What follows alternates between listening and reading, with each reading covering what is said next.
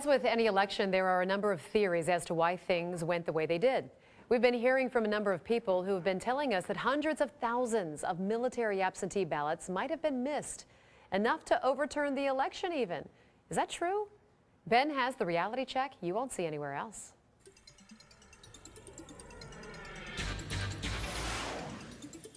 I've received a number of emails from people wanting to know if this story could be true. Here's what the article claims. It showed up on a site called the Duffel Blog. The claim is that military absentee ballots delivered one day late would have swung the election for Mitt Romney. Here's the gist of the article. Quote, sources confirmed today that hundreds of thousands of military absentee ballots were delivered hours after the deadline for them to be counted.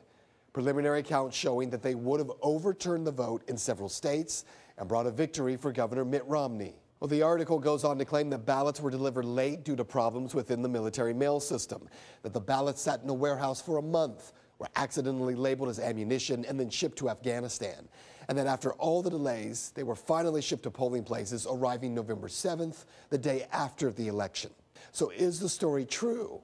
Well, almost definitely not, and here's why. The story was not sourced in any way. The date on the story was posted November 7th, the same day all those ballots supposedly showed up late to boards of elections in numerous states.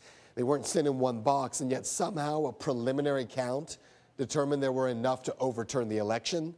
It's all highly unlikely. Now keep in mind, here in Ohio, it would take at least 100,000 votes to change the outcome of the Buckeye state alone.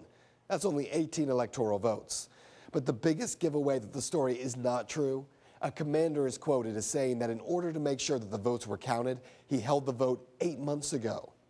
8 months ago? That would mean that all those votes were cast before Super Tuesday, before Mitt Romney was the nominee. In fact, before Mitt Romney was even a front runner. So with a quick Google search, by the way, you can find out that the Duffel Blog, it's satire, just like The Onion, where they post fake stories that are supposed to look real. What this means for you is that the internet is the greatest source of information in the world, but that means it's a source for good and bad information.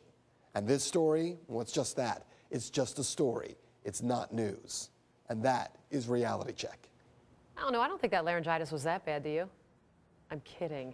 You can find the sources for the story posted on our website, fox19.com. And if you'd like to make your voice heard in the story, you can head over to Ben's Facebook page. You can find it by searching Ben Swan.